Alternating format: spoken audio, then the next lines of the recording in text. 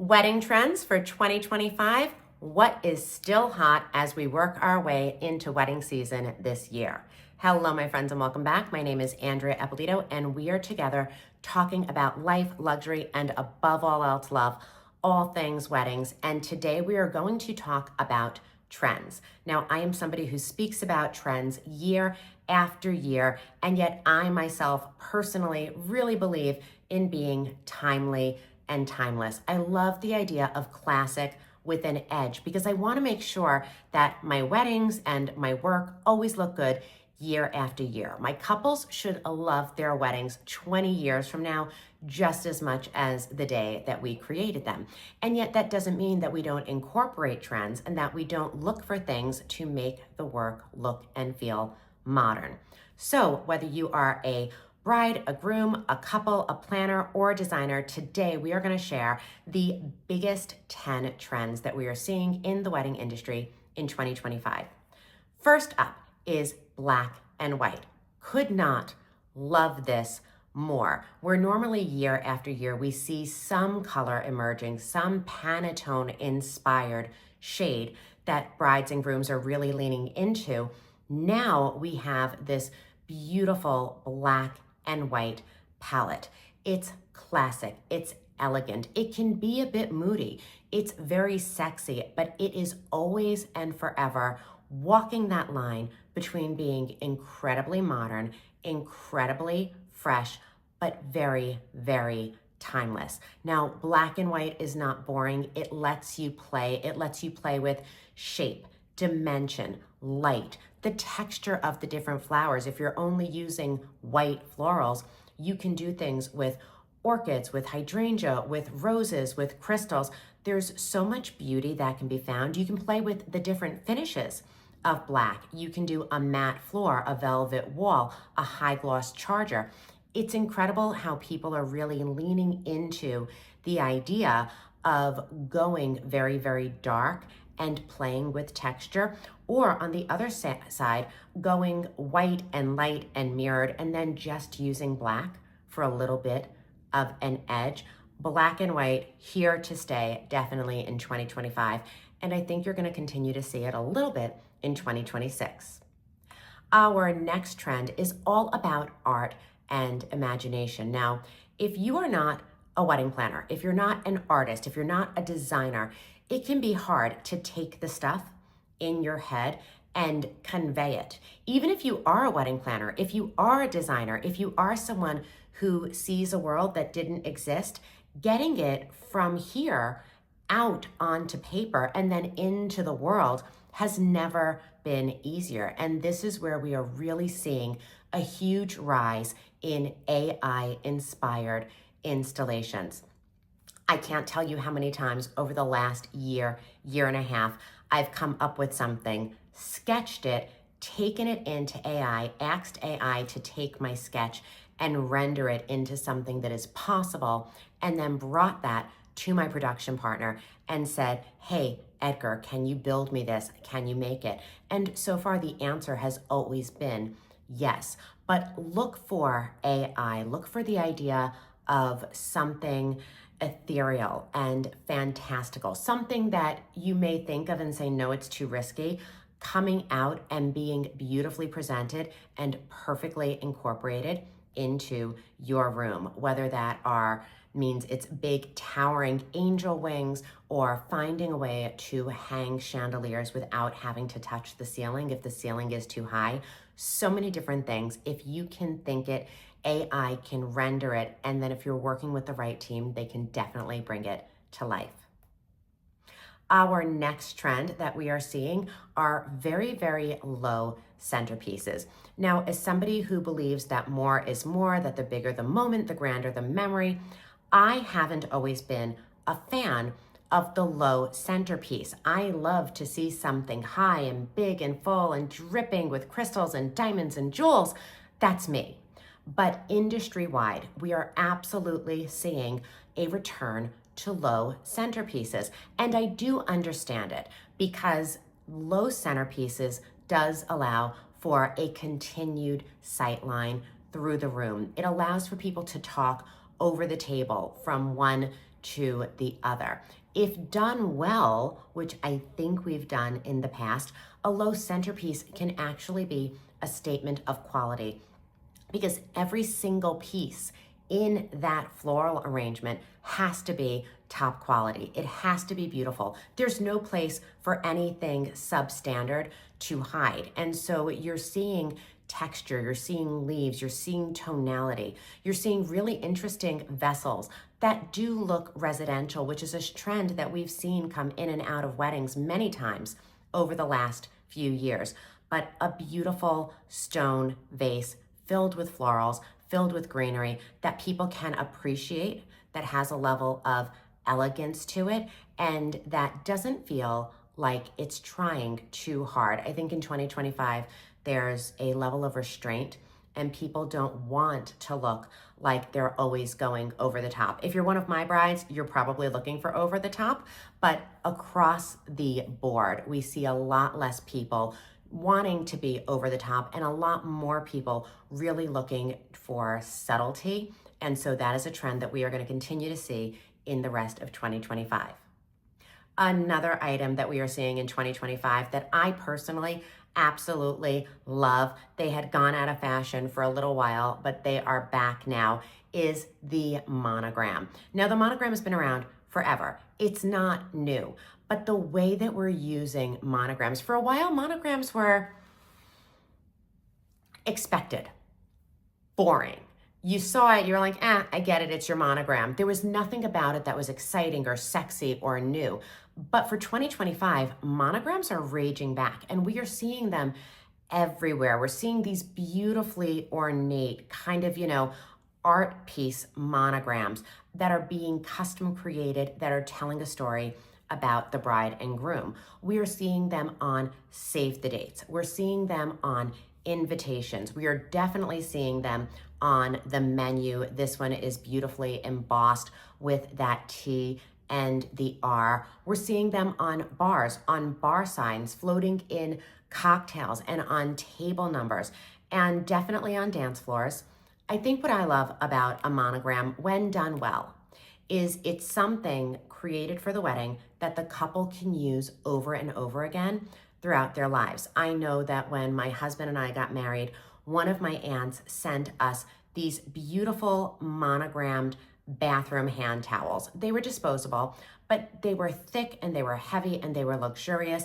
And we put them in our house and it was just so nice. She sent us cocktail napkins. So anytime we had another couple over for dinner and we were entertaining, we could put out napkins with our monogram to kind of help personalize it. Now, it has been many, many years, well over a decade, and yet those pieces, those monogrammed items, when I'm getting ready for the holidays or I'm hosting a party or I'm doing something, the ones she gifted me have long been used, but I will go back and use my monogram again and again because it's part of the personal branding that we've incorporated into our life that people have come to expect and enjoy. And it always kind of is a nod back to the wedding. So if you're a wedding pro and you have somebody doing a monogram and you want to give them a fun little gift, a set of cocktail napkins for their home that they can use for that first year of being married, great tip. Another trend that we see is fashion as a VIP guest. Right now, the world is kind of a crazy, tumultuous place. Nobody knows what's going on. And as with the centerpieces that you've seen a certain amount of restraint come in, the fashion has gone in the complete opposite direction. Brides are doubling down on a fashion story. They really want the dress to match the experience, to match the energy, to tell a story. We see a lot of dresses now that have names that are almost their own personality. Right here, I'm going to show you.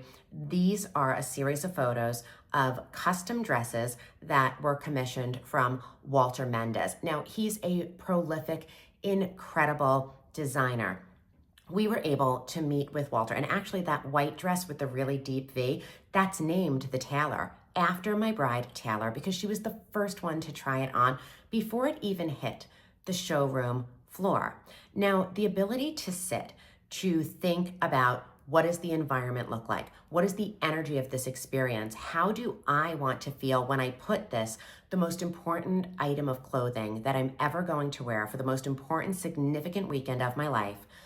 What am I saying through the fashion? Now, Taylor and I had a unique opportunity in that we were able to talk to Walter and say to him, this is how we want to look, this is how we want to feel, this is the design. And he was magnificent about pairing it and telling this beautiful story. And yet, when it came time to actually walk down the aisle, the bride walked down the aisle in a Lia de Gloria. Now, this dress was in fact customized for her through Lavella Bridal. We added the sleeves, we changed the neckline, we added volume to the skirt. But in this case, we were in a place where we were saying each dress means something. Each dress is telling a different story. And whether or not you are buying off the rack from a department store, working with a salon, you can definitely tell a fashion story. I love the fact that with the exception of her ball gown, every single one of these dresses has been worn again, will continue to be worn again, and that they are going to have a life that goes beyond the wedding, and that every time she puts it on, she's gonna feel that way. And that fashion was such a big deal that we ended up doing fashion reveals, and fashion as a VIP guest not going anywhere. Huge, big trend. Another element that kind of went away for a little while because it just became too expected and kind of trivialized were images on everything. But oh my God, are they back in full force? And of course they are, because today's couples are really leaning into going over the top with their engagement photos. I mean, let's face it, we're doing engagement photos in studios, we're doing them in villas, we're doing them in vineyards and in people's homes. These aren't just 15 Sears portraits that we're tucking away and maybe framing once in a while. These are really beautiful, beautiful pieces. And so they are coming back in full force. Now, yes, we are seeing them on Save the Dates. We're seeing them on engagement photo reveals, and we're seeing them in invitations. But beautiful portraits, we are also seeing them be blown up as art pieces at the welcome party. We are seeing them as surprise notes to the guest. For Taylor and Rob's wedding, we actually had a full day of engagement photos. You're gonna see Taylor and Rob a lot in this, but we used different photos from different locations everywhere. We used them as art when people came in to the party. When guests arrived at the wedding, they got this beautiful note from Taylor and Rob, from the bride and groom, saying, this is who you are to us. This is why it was so important that we invited. This is why we're so happy to have you here. That's a beautiful, beautiful keepsake. And then the thing that I was so excited about, I had been inspired by going to an Adele concert where at the end in the final performance, confetti goes off and it's pictures of her throughout her life. I actually collected them and took them home with me and said, I'm gonna use this in some way. And so for Taylor and Rob, when the dance floor opened, we had this crazy confetti go off, and the confetti was actually printed with all of their engagement photos on it. And so they have this captive audience. Everybody is out there, and images of the couple are just raining down. Such an incredibly beautiful, good moment. I loved it. Another trend that we see are dazzling crystals over metallics. Now, for a long time, people were saying, are we looking at gold this year? Is silver gonna trend? Are we looking at rose gold or bronze? Doesn't matter. First of all, our clients don't care. They're not as interested in metals in 2025 as they once were. They're also a lot more open to the idea of mixing metals, of having silver and gold, of having rose gold or bronze. But what is an absolute non-negotiable in 2025, we have to have crystals. Crystals are everywhere. They are falling from the sky in atriums or in light installations. We are seeing crystal chandeliers, and not just a 2.5, 3 foot, 6 foot long, wide, custom handcrafted chandeliers that are the size of a human. hanging from the sky. And if we're not hanging them from the sky, we are bringing them down and we are actually building wedding centerpieces. These are some of my most favorite things that I've ever done. I had this dream that the chandeliers would fall from the sky, land on the table, and just kind of play and flicker light and be something that our guests could interact with. And once again, went to Flowers by Edgar, sketched, went into AI, and created these beautiful pieces, heavily, heavily influenced by the idea that it wasn't gold, it wasn't silver, it was all about the crystal. Now, maybe that's a little bit too much for you and your clients. Maybe you need a slight, subtle way to bring crystal into it. Again, nothing wrong with just clean, simple, beautiful kind of threads of crystals hanging from anything, a centerpiece, a tree, a bar installation, using something that is cut crystal for your votives. There are so many beautiful ways that you can leverage crystal, and you are going to see that throughout the rest of the year. Another big thing is the bar. Big, beautiful bar installations. Now, bars are another element that sometimes gets a bad rap. It's the necessary evil. And so people have just routinely tucked bars away into the corner, like one bar for this side, one bar for that side, and that's it. I think we can do better. And the last 15 years have showed us that we can absolutely do better. The bar it's the kitchen of the wedding. It's that central meeting place that everybody at some point is going to go. Your parents, grandparents, friends, cousins, everybody ultimately finds their way to the bar. And so if you know that, make it something special. And in the last couple of months, we've seen some really beautiful pieces. We did this gorgeous bar installation right out in the sand in Cabo San Lucas, wrapped it with this beautiful kind of fuchsia and orange print dripping in florals. It was a place that was very eye-catching, that everybody wanted to go to, that they couldn't wait because it was warm, it was sexy, it was inviting, it was custom. In the past, again, another circle bar, this time with wood, with stone, with kind of a burnt and bent metal. Very, very clean, cool lighting feature in the middle, but a great place for everyone to go. You'll see mirrored bars, you'll see bars. Again, this one has the tree in the center, it has the crystals, so you're looking at a couple of different things. You've got some mixed metals going on there. A great way to incorporate a couple of the different trends that we've talked about. And this bar, one of my favorites, designed like a square. When you walked in, you see this beautiful front of the bar with the florals. On each side, there is space with a dedicated bartender that people can walk up to it. But we also did this beautiful backdrop, and it was double-sided. So when you were at the bar and you were getting your cocktail, you see this kind of gorgeous, lovely green wall with these hanging chandeliers. So sweet, so cute. And then the opposite side, we used that wall as the backdrop for the couple's sweetheart table so that they could sit, nobody would go behind them. It really split the room and anchored it beautifully, and that's what you're looking for. You're also looking for a trend of central focal points. When you're doing a big wedding, whether it's big or small, elaborate or very streamlined, the eye will wander just because there's this huge amount of space. And as humans, we're trying to take everything in. It can almost be disorientating when you walk in. There's so much happening. There are so many different things to look at and experience. You need something that is grounding. And so what we've really seen are a lot of big focal points. And the nice thing is it doesn't necessarily matter what shape the room is. This particular ballroom, very, very skinny, very, very long. We didn't fight against it. We said no matter what side people were sitting on, no matter where they were in the room, we wanted to train the eye right to the center. And so we gave this kind of focal aisle point, and so many things happened there. The bride and groom walked from one side to the other. The band kind of came in and out and performed there. We had hoverboards. The bride revealed her dress. Everything happened on this aisle. In the same ballroom, in the past, we actually put the cake in the center of the room. The cake, much like the bar, has been something that people tend to stick in a corner because it's perceived as being safe.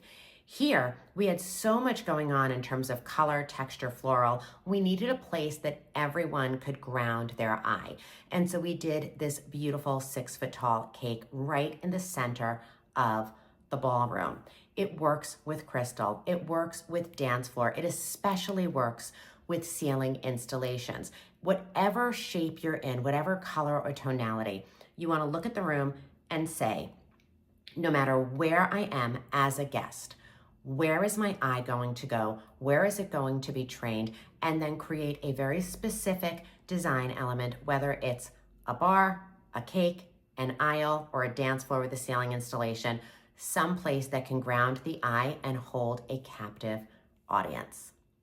Last but not least, our biggest thing, if we started with color and we're ending with color, kind of, instead of there being a big push for color, and again, I know Pantone comes out with their color every year. I've in the past called different colors, whether it's peach or pink or something like that. This year, we're sticking with tonality, and it's all about the 50 shades of gray. Gray is such a beautiful, rich, neutral. It comes in so many different shades and levels of depth, and you can use it to ground color. Like in this wedding, we had all of these different colors. We had yellow, we had pink, we had red, we had green. A gray tablecloth with the gray napkin, with the gray stone charger from Casa di Perin. Absolutely beautiful, elegant, different shades, different tones. Didn't compete with the floral, but really gave it depth and comfort and substance. Gray goes so well and beautifully with white, gray drapes, gray linens, gray chair accents. You wouldn't necessarily expect these things to play together. And yes, on the chair and on the linen, it may read a little bit silver, but the gray is neutral enough and those drapes are warm enough to allow the shades of gold trimming those kind of candles and the warmth of the white. We've done a gray wedding cake, which I've got to be honest, I absolutely loved. Matte gray fondant, kind of, satiny gray ribbon, and of course, gray in invitations. Gray has a beautiful way of coming in. It is not as shocking for you as black and white. It's not as harsh of a contrast, but it's that beautiful, soft, warm tone that lets you tie everything together without committing to too much of a contrast. And so, my friends, what do we think about the top 10 trends that we believe we will be seeing here in 2025? To give you a quick review, we have black and white, AI, meaning art and imagination. We have low centerpieces. We have monograms, fashion as a VIP guest, imagery on absolutely everything. We've got dazzling crystals, elaborate bar installations, central focal points in the design of a reception, and when in doubt, go for 50 shades of gray. I want to know how you're going to be incorporating these trends into your wedding this year, so please leave a comment, send me an email, reach out. I love the fact that we have this community where we can talk, share, and inspire one another. Until next time, my friends, this is Andrea Eppolito, celebrating life, luxury, and above all else, love. We'll talk again soon.